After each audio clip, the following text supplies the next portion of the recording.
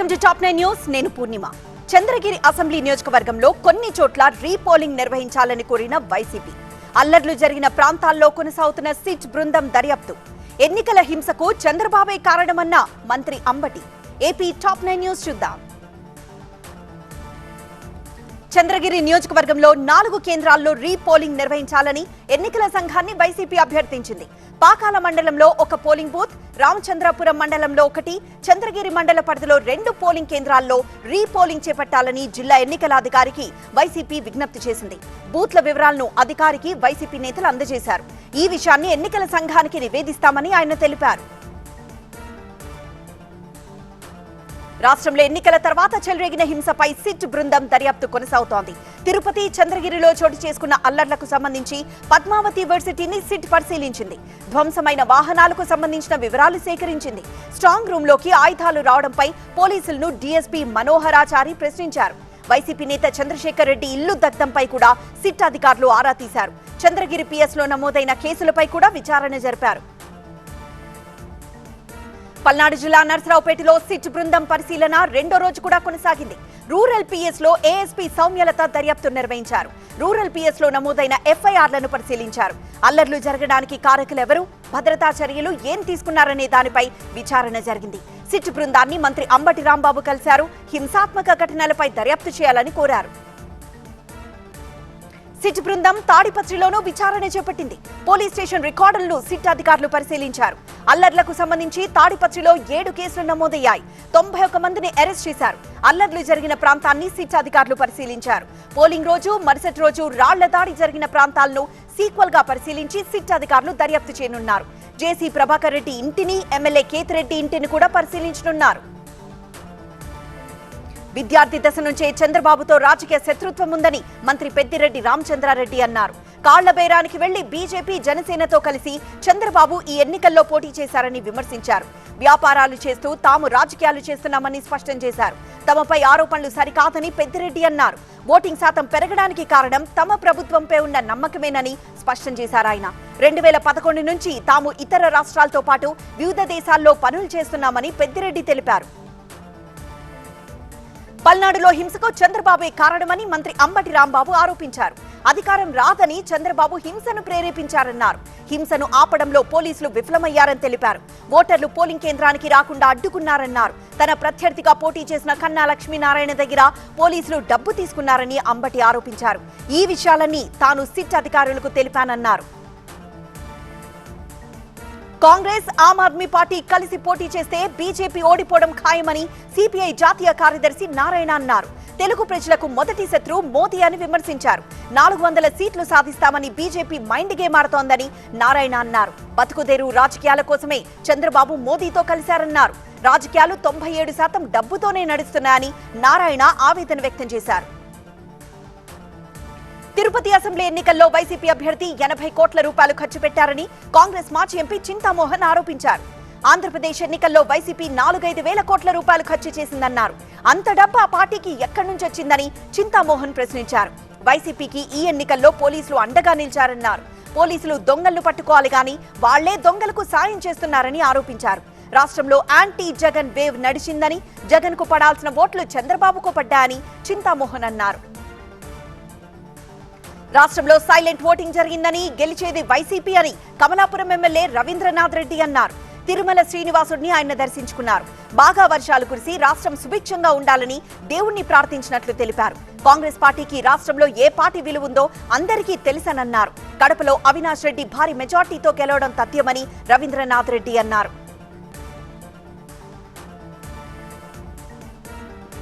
రేపు తెలంగాణ కేబినెట్ సమావేశం. షరతులతో అనుమతి ఇచ్చిన ఎన్నికల సంఘం. చేసింది చెప్పుకోకపోవడం వల్లే ఓడిపోయామన్న కేటీఆర్. పాలేరు తన సొంతిల్లన్న మంత్రి పొంగులేటి. తెలంగాణ టాప్ 9 న్యూస్ చూద్దాం.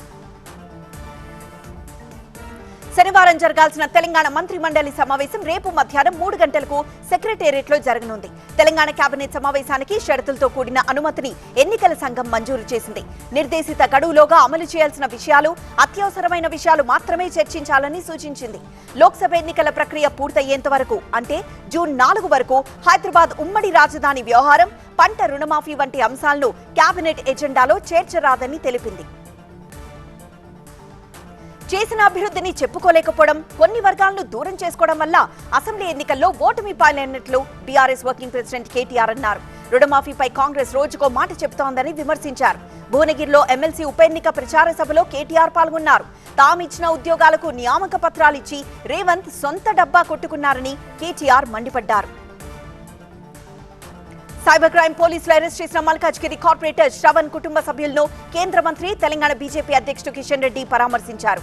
ఫేక్ వీడియో కేసులో అరెస్ట్ అయిన శ్రవణ్ ప్రస్తుతం చంచల్గూడ జైల్లో ఉన్నారు. శ్రవణ్ అరెస్టుపై బీజేపీ శ్రేణులు నిరసన తెలుపుతున్నాయి. ఏం జరిగిందనే విషయాన్ని కుటుంబ సభ్యులను అడిగి కిషన్ రెడ్డి తెలుసుకున్నారు. పాలేరు నియోజకవర్గం తమ సొంత ఇల్లన్నారు మంత్రి పొంగులేటి శ్రీనివాసరెడ్డి. ప్రజల వద్దకు సీనన్న కార్యక్రమంలో భాగంగా ఖమ్మం రూరల్ మండలంలోని గ్రామాల్లో మంత్రి పర్యటించారు. పాలేరు ప్రజల దీవెనలతోనే తాను ఎమ్మెల్యేగా గెలిచానన్నారు. త్వరలోనే ఇల్లు లేని పేదలకు ఇందిరమ్మ ఇళ్లతో పాటు రేషన్ కార్డులు, పెన్షన్లు ఇస్తామని పొంగులేటి తెలిపారు. రాష్ట్రంలోని పాఠశాలలన్నింటినీ ఆదర్శంగా తీర్చిదిద్ది రెసిడెన్షియల్ విద్యా సంస్థలకు దీటుగా నిలుపుతామని మంత్రి జూపల్లి కృష్ణారావు అన్నారు. కావాల్సిన వసతులు, సౌకర్యాలు కల్పించి పేద విద్యార్థులకు మెరుగైన విద్య అందించాలనే సంకల్పంతో పనిచేస్తున్నామని తెలిపారు. వనపర్తి జిల్లా చిన్నంబావి మండలంలో తాను చదువుకున్న ప్రభుత్వ పాఠశాలను మంత్రి జూపల్లి కృష్ణారావు పరిశీలించారు. పాఠశాలలో ఉన్న సమస్యలను స్థానికులను అడిగి తెలుసుకున్నారు. ఎమ్మెల్సీ ఎన్నికల్లో కాంగ్రెస్ తరఫున పోటీ చేస్తున్న తీన్మార్ మల్లన్న బ్లాక్ మెయిలర్, మోసగాడని మాజీ మంత్రి ఎర్రబెల్లి దయాకర్ రావు ఆరోపించారు. మల్లన్నకు మద్దతు తెలిపిన చాలా మంది ఇప్పుడు బీఆర్ఎస్ వైపు వస్తామని తమకు ఫోన్లు చేస్తున్నారని ఎర్రబెల్లి తెలిపారు. మహబూబాబాద్ జిల్లా తొర్రూరులో ఎమ్మెల్సీ ఉప ఎన్నిక సన్నాహక సమావేశానికి ముఖ్య అతిథిగా ఎర్రబెల్లి హాజరయ్యారు. మాజీ మంత్రి మల్లారెడ్డి భూ వివాదంపై రెవెన్యూ అధికారులు సర్వే పూర్తి చేశారు. ఉదయం 9 గంటల నుంచి మధ్యాహ్నం 1 గంట వరకు 2 పక్షాల సమక్షంలో రెవెన్యూ అధికారులు సర్వే నిర్వహించారు. వివాదాస్పద సర్వే నంబర్ 82, 83 విస్తీర్ణాన్ని రెవెన్యూ అధికారులు గుర్తించారు. దీని ఆధారంగా నివేదిక సిద్ధం చేయనున్నారు. రెవెన్యూ అధికారుల నివేదిక ఎలా ఉంటుందన్నది ఇప్పుడు కీలకంగా మారింది. సుచిత్ర భూ వివాదానికి సంబంధించి మాజీ మంత్రి మల్లారెడ్డి, ప్రభుత్వ విప్ అడ్లూరి లక్ష్మణ్ మధ్య మాటల యుద్ధం జరిగింది. భూమికి సంబంధించి తన దగ్గరున్న పత్రాలు నకిలీవని నిరూపిస్తే రాజీనామాకు సిద్ధమని ప్రభుత్వ విప్ అడ్లూరి లక్ష్మణ్ కు మేడ్చల్ ఎమ్మెల్యే మాజీ మంత్రి మల్లారెడ్డి సవాల్ విసిరారు. వాళ్ళవన్నీ నకిలీ డాక్యుమెంట్స్ అని అన్నారు. సీఎం, రెవెన్యూ మంత్రి, కలెక్టర్ ను కలిసి తన దగ్గరున్న ఆస్తుల పత్రాలు చూపిస్తామని మల్లారెడ్డి ప్రకటించారు. మాజీ మంత్రి మల్లారెడ్డి భూ కబ్జాలపై సిట్టింగ్ జడ్జ్ తో విచారణ జరిపించాలని ప్రభుత్వ విప్ అట్లూరి లక్ష్మణ్ డిమాండ్ చేశారు. ఆ భూమిలోకి పోవద్దని ఇంజెక్షన్ ఆర్డర్ ఉన్న మల్లారెడ్డి లెక్క చేయకుండా స్థలంలోకి వెళ్లారని ఆరోపించారు. 2015లో ఈ భూమి సర్వే అవసరం లేదని మల్లారెడ్డి అడ్డుకున్నారని లక్ష్మణ్ తెలిపారు. తమ దగ్గరున్న పత్రాలు సరైనవి కాకపోతే భూమిని వదులుకుంటామని ప్రకటించారు. మల్లారెడ్డి ఇంకా మంత్రి పదవిలో ఉన్నట్లు వ్యవహరిస్తున్నారని లక్ష్మణ్ వివరించారు. తాము చట్టాన్ని గౌరవిస్తామని మల్లారెడ్డిలా వ్యతిరేకించమని అన్నారు.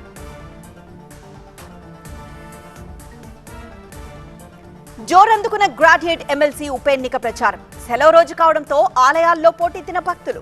జూన్ 1 నుంచి ఆర్జిత సేవలకు డ్రెస్ కోడ్ తప్పనిసరిని ప్రకటించిన యాదాద్రి ఆలయం. తెలుగు రాష్ట్రాల టాప్ 9 న్యూస్ చూద్దాం. గ్రాడ్యుయేట్ ఎమ్మెల్సీ ఉప ఎన్నికలో తనను గెలిపిస్తే ప్రభుత్వం మెడలు వంచి 6 గ్యారంటీలు ఖచ్చితంగా అమలయ్యేలా కృషి చేస్తానని బీఆర్ఎస్ అభ్యర్థి రాకేష్ రెడ్డి అన్నారు. మాజీ ఎమ్మెల్యే భూపాల్ రెడ్డితో కలిసి ఆయన నల్గొండలో ప్రచారం నిర్వహించారు. ప్రజాస్వామ్యంలో బలమైన ప్రతిపక్షం అవసరమని, అప్పుడే ప్రజలు తమ హక్కులు సాధించుకోగలరని రాకేష్ రెడ్డి అన్నారు. ఎన్నికలు పూర్తవడంతో శ్రీవారిని దర్శించుకునే వీఐపీల సంఖ్య పెరిగింది. ఏపీ హైకోర్టు న్యాయమూర్తి జస్టిస్ సురేష్ రెడ్డి, శాసన మండలి చైర్మన్ మోషన్ రాజు, మాజీ మంత్రి అవంతి శ్రీనివాస్, కుప్పం వైసీపీ అభ్యర్థి భరత్ స్వామివారిని దర్శించుకున్నారు. కుటుంబ సభ్యులతో కలిసి వీళ్లు తిరుమల వచ్చారు.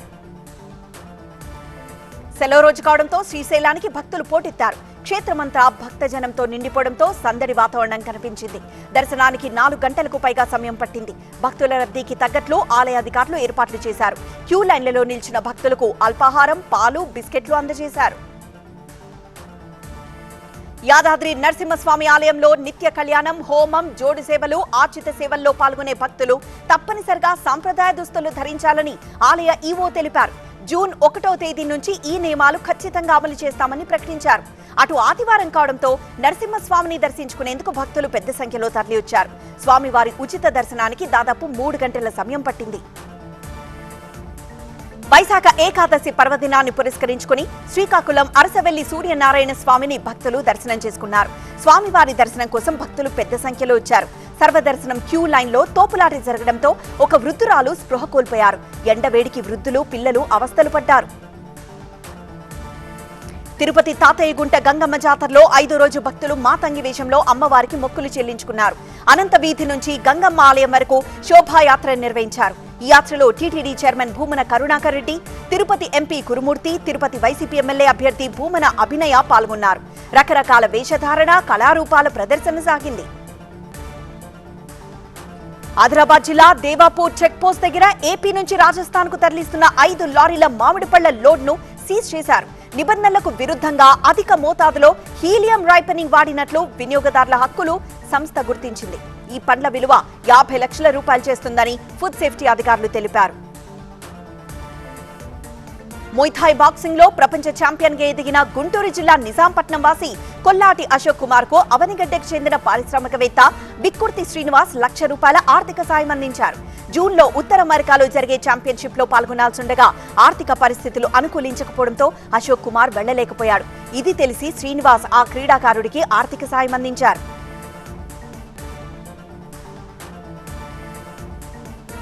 రేపు 5వ విడత ఎన్నికలు. రేపటి బరిలో రాహుల్, రాజ్నాథ్, స్మృతి ఇరానీ. ఇక మమతపై మరోసారి విరుచుకుపడ్డ ప్రధాని మోదీ. రాహుల్, అఖిలేష్ సభలో తొక్కిసలాట జరిగినంత పని. ఎలక్షన్ టాప్ 9 న్యూస్ లో చూద్దాం.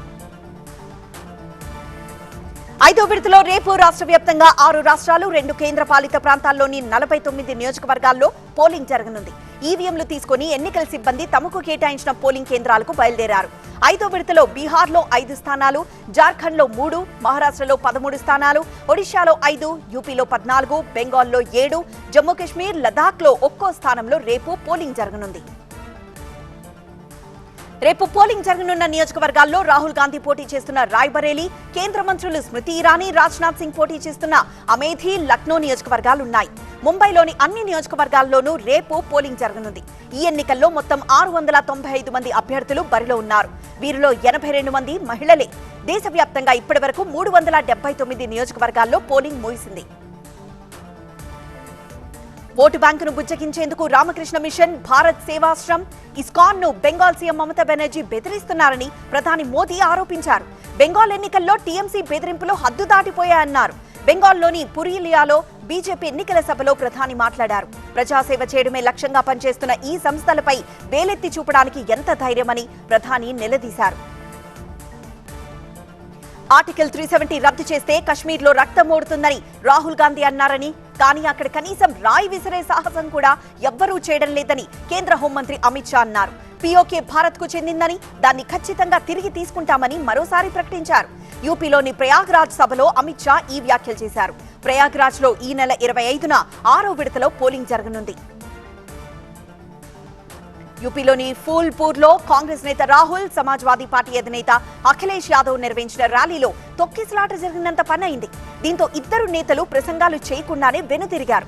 భారీగా వచ్చిన జనం సభా ప్రాంగణంలో ఏర్పాటు చేసిన బ్యారికేడ్లు విరగొట్టి సభా వేదికపైకెక్కేందుకు ప్రయత్నం చేశారు. పెద్ద సంఖ్యలో వచ్చిన కాంగ్రెస్, సమాజ్వాదీ పార్టీ కార్యకర్తలను నిలువరించడంలో పోలీసులు విఫలమయ్యారు. తమ పార్టీని అణిచివేసేందుకు ఆపరేషన్ జూడును బీజేపీ చేపట్టిందని ఢిల్లీ సీఎం అరవింద్ కేజ్రీవాల్ ఆరోపించారు. ఎన్నికల తర్వాత ఆప్ బ్యాంక్ ఖాతాలు స్తంభింపజేస్తారన్నారు. బీజేపీ ప్రధాన కార్యాలయానికి బయలుదేరడానికి ముందు కేజ్రీవాల్ పార్టీ ప్రధాన కార్యాలయంలో ఎమ్మెల్యేలు, ఎంపీలతో మాట్లాడారు. మోదీ తరచూ బీహార్ వస్తున్నారని, ఆయన ఎన్నిసార్లు వచ్చినా ఎటువంటి ప్రయోజనం ఉండదని లాలూ ప్రసాద్ యాదవ్ పెద్ద కుమారుడు, ఆర్జేడీ నేత తేజ్ ప్రతాప్ అన్నారు.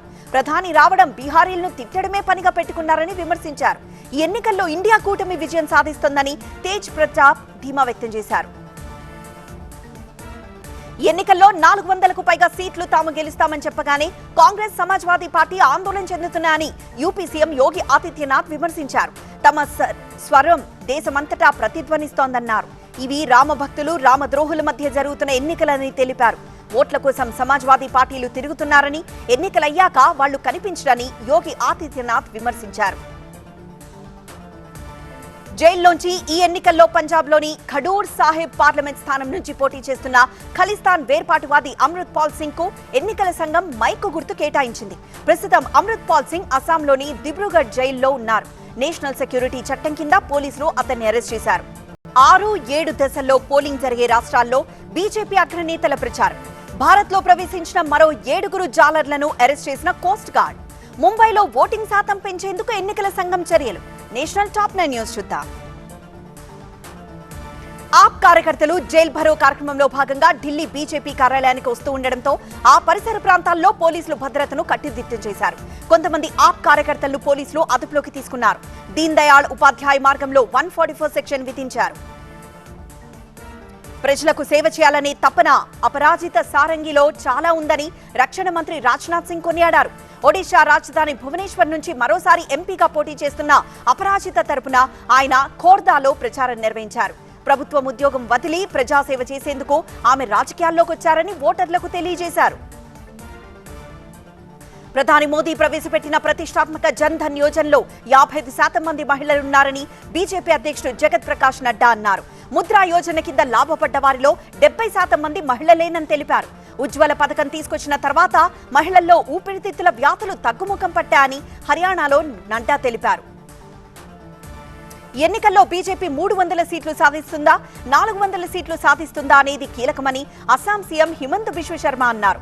బెంగాల్లోని సందేశ్ ఖలీలో ఆయన ప్రచారం నిర్వహించారు. ఖచ్చితంగా 400 సీట్లు రావాల్సిందేనని ఓటర్లకు బిశ్వ శర్మ పిలుపునిచ్చారు. రవీంద్రనాథ్ ఠాగూర్, వివేకానంద, బకిం చంద్ర జన్మస్థలమైన బెంగాల్ను నేడు మమతా బెనర్జీ షేక్ షాజహాన్ భూమిగా మార్చారని ఆయన మండిపడ్డారు.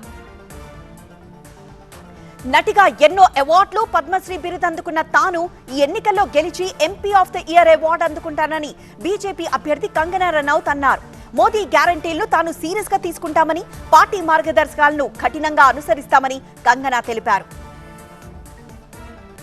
బిజు జనతాదళ్ పార్టీలో సీఎం తర్వాత కీలక నేతగా ఎదిగిన వీకే పాండియన్ ఒడిశాలో జోరుగా ప్రచారం చేస్తున్నారు. సంబల్పూర్లో ఆయన రోడ్ షో నిర్వహించారు. ఈ రోడ్ షోకు పెద్ద సంఖ్యలో జనాలు తరలివచ్చారు. భారత జలాల్లోకి అక్రమంగా ప్రవేశించి చేపల వేట చేపడుతున్న శ్రీలంకకు చెందిన 7 జాలర్లను కోస్ట్ గార్డ్ అదుపులోకి తీసుకున్నారు. వీరి నుంచి ఒక మెకనైజ్డ్ బోట్ ను కూడా స్వాధీనం చేసుకున్నారు. వీరిని తూత్తుకుడిలోని మెరైన్ పోలీసులకు అప్పగించారు. తమిళనాడు తిరువల్లూరులో సిప్కాట్ పారిశ్రామిక వాడలోని ఒక కంపెనీకి చెందిన డంపింగ్ యార్డ్లో భారీ అగ్ని ప్రమాదం సంభవించింది. ప్లాస్టిక్, ఇనుప డ్రమ్ములతో నిండిన ప్రదేశం నుంచి ఒక్కసారిగా ఉవ్వెత్తున మంటలు ఎగిసిపడ్డాయి. రేపు ముంబైలో పోలింగ్ జరగనున్న సందర్భంగా ఓటింగ్ శాతం పెంచేందుకు ఎన్నికల సంఘం వినూత్న చర్యలు చేపట్టింది. ముంబైలోని iconic Bandra Worli sea link పై విద్యుత్ వెలుగులతో సందేశాన్ని ప్రదర్శించింది.